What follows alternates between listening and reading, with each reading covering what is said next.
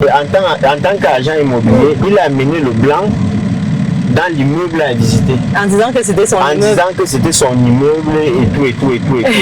Mamie Sarah. Lorsqu'il amène le blanc visiter, après la visite, le blanc demande que c'est combien. Le gars dit c'est 1 million le mois et il faut payer 1 an de loyer et 2 mois de caution. Ah ouais, 14 Donc, millions.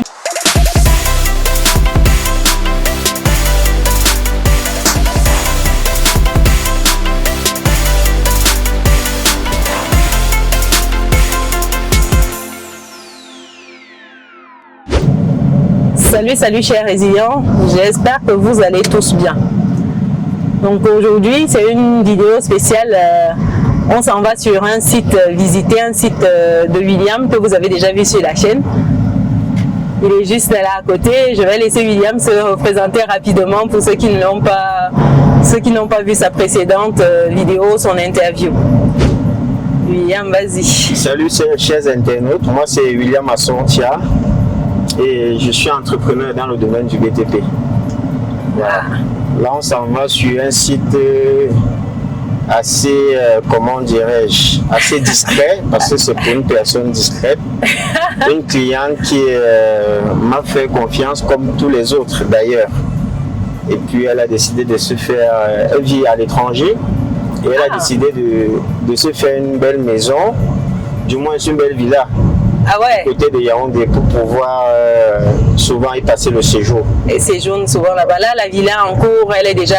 La villa est terminée déjà ou on est déjà à 50, 60, 70%? Je peux dire qu'on est à 98%. Donc on est sur les dernières retouches et puis elle a presque déjà intégré, elle a presque déjà aménagé. Donc on est en train de finir avec le chantier. Ah bah ça promet. Voilà. Et sinon, est-ce que tu as j'ai envie de dire, des choses spéciales à nous partager, par exemple des anecdotes en immobilier? Plusieurs. Oui, les chantiers, tu m'en parlais déjà en bas. Plusieurs.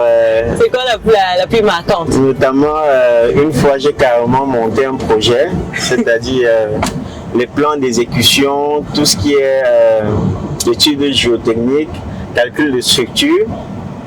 Mais le jour où on s'en va pour commencer le chantier, lorsqu'on se met à défricher, c'est une autre machine voisine qui arrive et nous demande d'arrêter le chantier. Sinon on doit tout trépasser en fait. Et là, le propriétaire, en fait, c'est-à-dire mon client et son voisin, ont dû entreprendre encore d'autres négociations qui ont carrément mis 3 mois encore. Ah, ils étaient en litige en fait. Ils étaient en litige, bien sûr. Ah. On a mis carrément 3 mois de suite pour résoudre le litige avant de continuer les travaux. Ah ouais. C'était fou. C'était très fou ça. Ah, ça c'est les choses du pays. Et qu'est-ce qui est reproché en fait à ton client? Il reprochait de ne pas avoir fini de l'argent et tout, patati patata. Ayant le titre foncier déjà? Oui, qu'il n'avait pas fini, qu'il y avait une partie d'argent qu'il devait reverser chez le notaire. Mais est-ce que c'est lui le notaire en fait? Il n'a pas fini quoi. Mais son problème se trouve à quel niveau? C'est lui le notaire? Bon, je ne sais pas comment la transaction immobilière s'était passée. Ah. Peut-être il avait décidé de payer par face. Ah d'accord. Oui, ils avaient décidé ensemble d'échelonner les paiements. Peut-être il y a eu un paiement une traite qui n'a pas eu à verser. Et surtout le monsieur s'est dit, si tu ne verses pas tout, ça ne vaut pas la peine de lancer le chantier. Donc ça lui a encore pris 3 mois pour réunir les fonds et finaliser le paiement. Le client. Voilà, et voilà. Avant de débuter le chantier.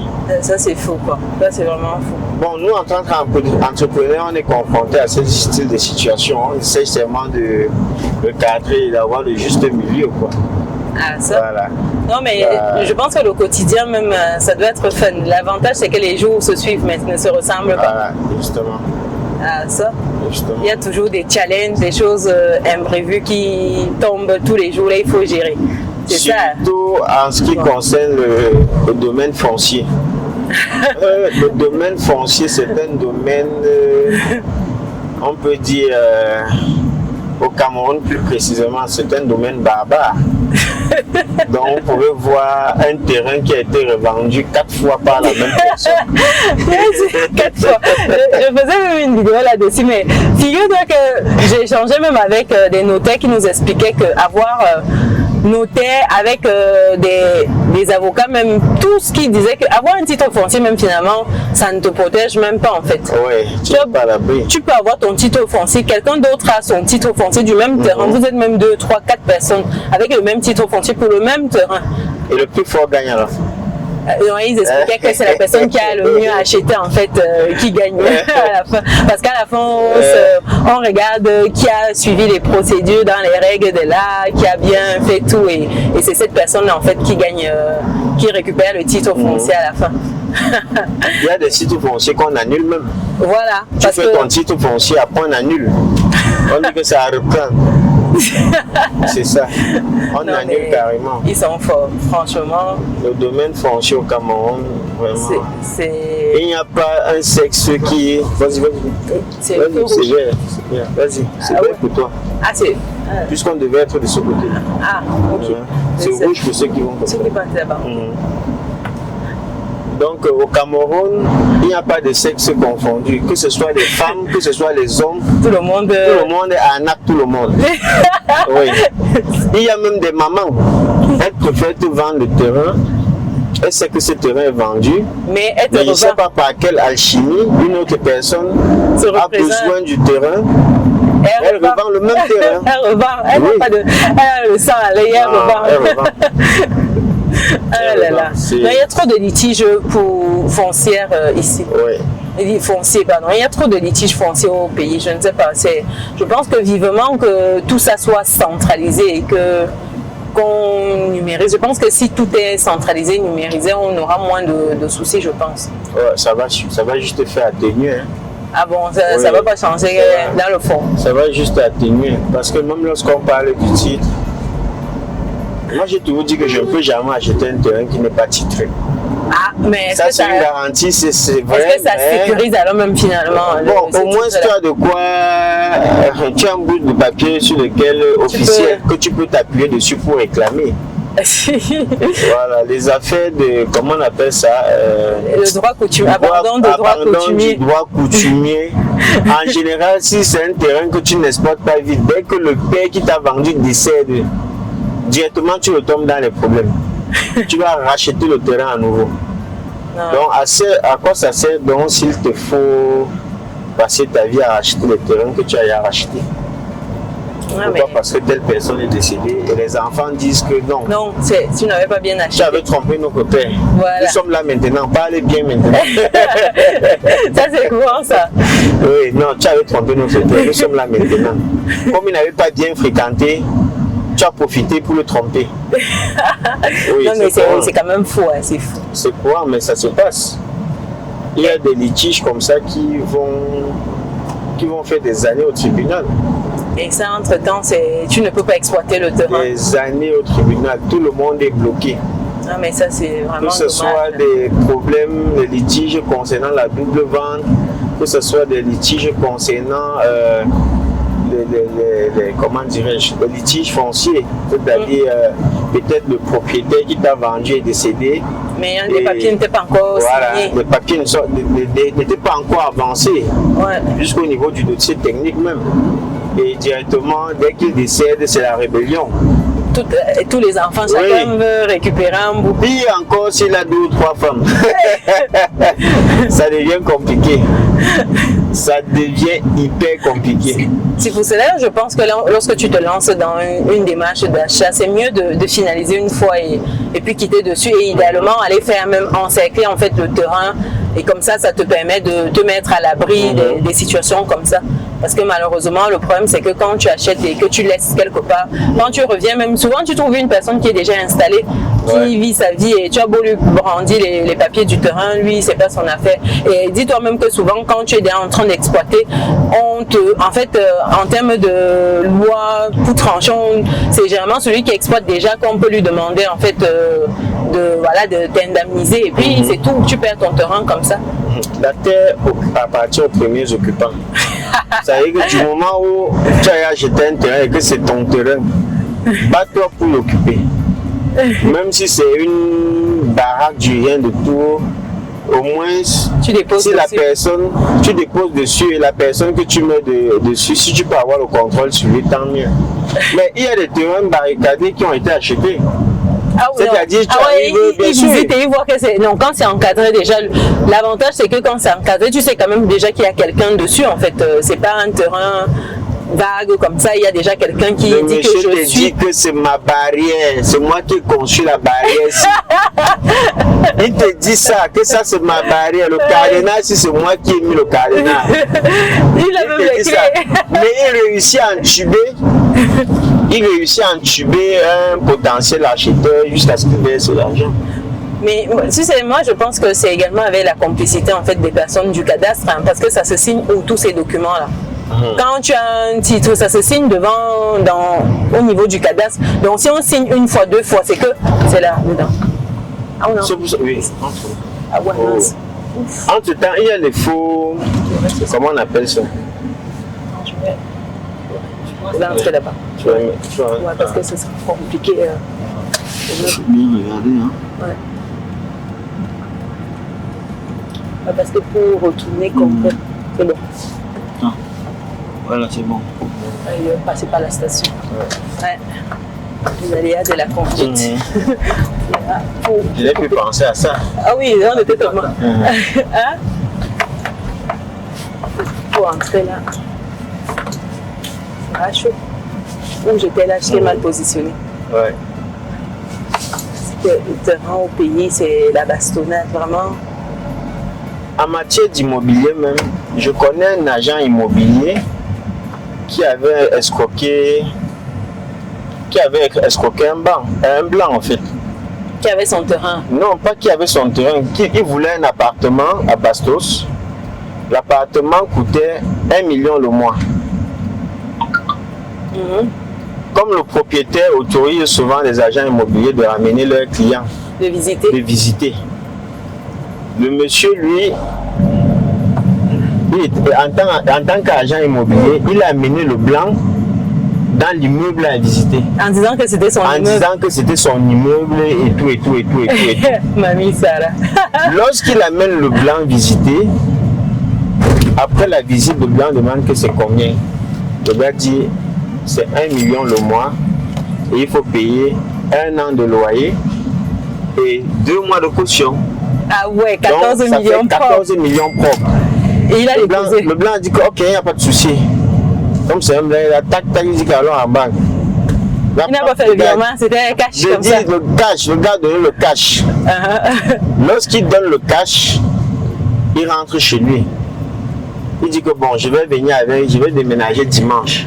Il lui Il a- dit que non, il n'y a pas de souci. Il lui a Dimanche, donné il les vient. clés quand même et tout. Il dit que non, dimanche il vient, il y a le gardien. Mais il n'a pas Il y récupéré. avait une guérite, il n'avait pas de clés, il n'a pas récupéré les clés. Il a dit que non, les clés sont à la guérite. Dès que tu viens, tu récupères les clés. La preuve en est que même pour visiter, ils sont toujours passés à la guérite. Et il n'était pas complice, le Voilà. gars. Non, le gardien n'était pas complice. Ah. C'est le gardien de l'immeuble en fait. Et l'immeuble appartient au propriétaire que le blanc ne connaît pas. Ah oui. mince. Par contre, l'agent immobilier, lui, connaît le propriétaire.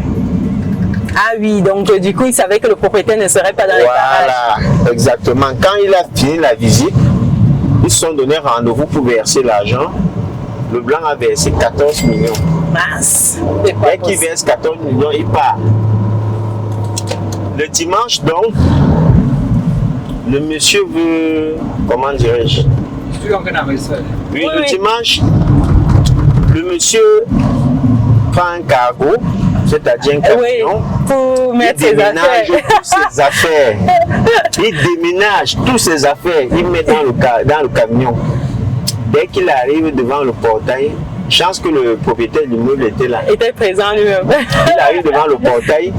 Aïe, aïe, aïe, aïe. Il dit que vous allez où, monsieur? Il dit que j'ai pris l'appartement L'appartement en haut, où? je m'en vais Mais installé. m'installer. Il dit, ben, quel appartement? Depuis quand tu as versé l'argent à qui? Il commence à expliquer, il explique, on dit que non, monsieur, on est passé chez vous, ce n'est pas ici. Donc allez récupérer votre argent chez la personne Qui vous a vendu, enfin loué. qui vous a loué le local. Eh ben, L'argent n'est pas arrivé. Non. C'est pas Oui, possible. le monsieur s'est empoché 14 millions. Il a Comme cassé ça. ses puces. Il a cassé. Il a cassé ses Non, puces. non, C'était, il a disparu, quoi.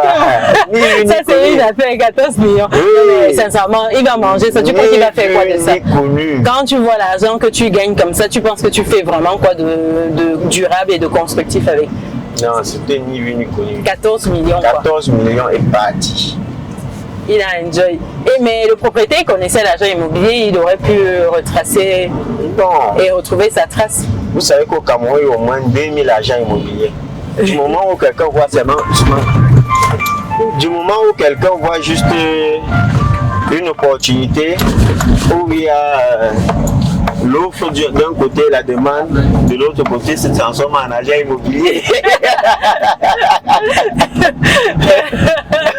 Personne n'a le bureau, personne. Et- Personne. Il a vu l'opportunité. Il y a quelqu'un qui est dans le besoin. Il y a l'autre qui est dans la demande. Le gars cherche à jouer l'intermédiation, c'est fini. mais ça fonctionne du tonnerre ici, en tout c'est les intermédiaires dans les ventes. Ça fonctionne. Mais vraiment du tonnerre, même quand nous nous sommes installés, nous sommes passés par un intermédiaire en fait. Il connaît le propriétaire, il te connaît toi client et puis Oui. il prend ça comme au passage et C'est voilà. terminé. Et c'est fini, fin du game. C'est terminé. Et ils demandent souvent même 1-2 mois de loyer hein, pour Bien eux, sûr. pour leur commission. Donc c'est vraiment, Bien sûr. c'est tout un business en fait, genre vraiment l'intermédiation là. C'est tout le monde qui est agent immobilier. Oh, on doit ouvrir notre structure, hein, Maroucha. Vraiment. Et donc, on ouvre notre structure dans ce sens. Il est temps. Parce que là, Ah là là là là, c'est pas possible. c'est devenu compliqué. Non, mais surtout pour fournir un service de qualité parce que c'est fatigant d'avoir des choses Ah bon? limites. Oui, allô? En tout cas. En tout cas. Chantons. Non, mais attends. Quand tu vois le potentiel, quand tu vois le marché, tu sens qu'il y a des opportunités, tu t'engouffres dedans. Mais le problème, c'est que les gens sont court-termistes, tu sais. Quand tu le fais bien, tu gagnes vraiment bien ta vie avec. Le problème, c'est que les gens veulent manger, mais ils ne savent pas que... Professionnaliser le travail. Voilà. C'est que c'est derrière. Non, mais Ils font la légère. voilà. Et surtout satisfaire, tu sais, le client, parce que le client qui est content, il te recommande. C'est fou, hein. C'est un truc de fou au pays, vraiment. Il y a des gars là-bas. Hein. Tout le monde veut manger one shot. Non. Ah là là. Ce sont les réalités Ils ont de du terrain. patienter. Ils vont en travail. Ce sont les réalités du terrain.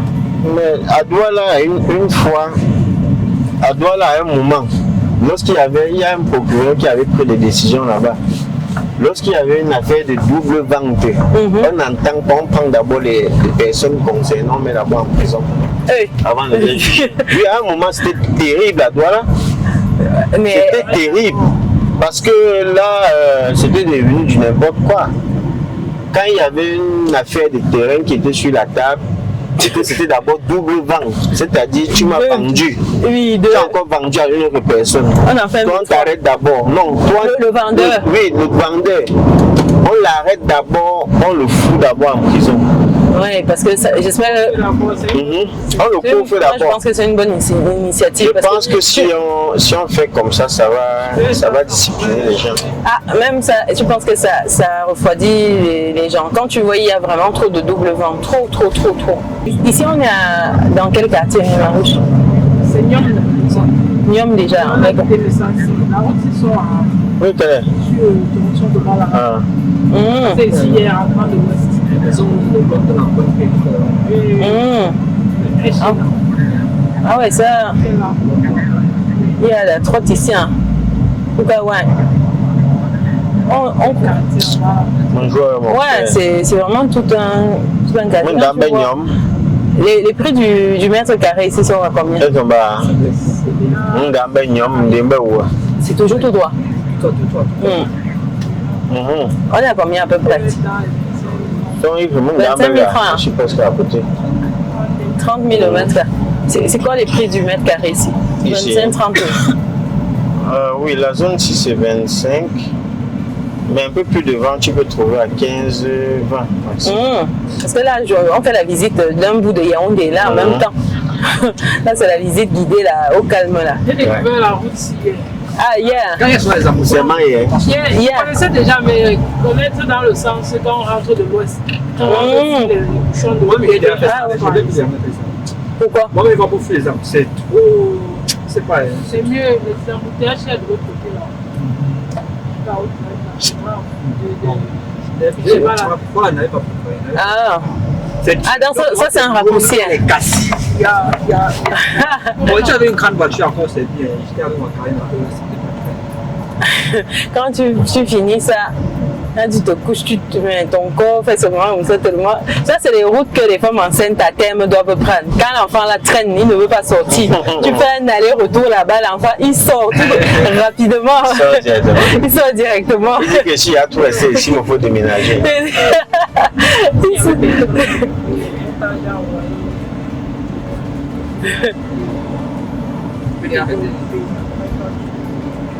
Tu dis? Ah ouais, en tout cas, on a fini notre point d'anecdote, on est même parti partout. Ah là là, en tout cas, chers résilients, nous on poursuit notre aventure. Rendez-vous dans la prochaine vidéo. Ciao, ciao!